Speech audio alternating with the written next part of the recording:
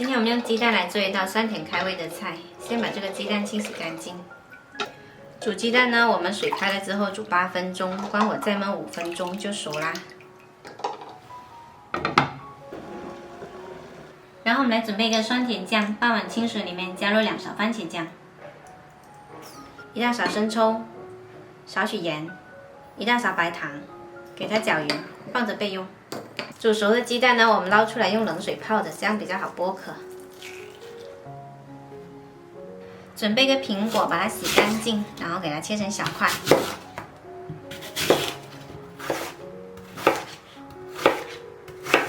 然后我们就可以来起锅热油，把鸡蛋放进来先煎一会，用小火把鸡蛋煎到表面起虎皮状。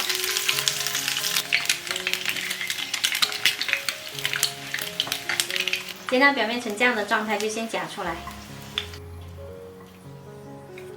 锅里留一点底油，把苹果倒进来翻炒。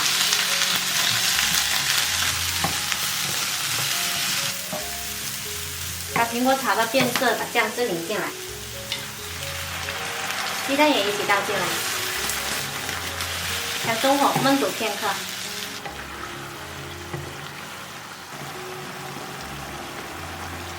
大概焖3到5分钟，然后再来一点淀粉水勾一下芡。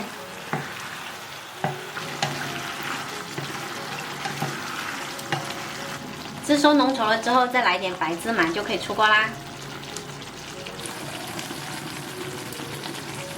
再来点葱花点缀一下，这道酸甜开胃的虎皮鸡蛋就做好啦。喜欢的朋友可以试一下。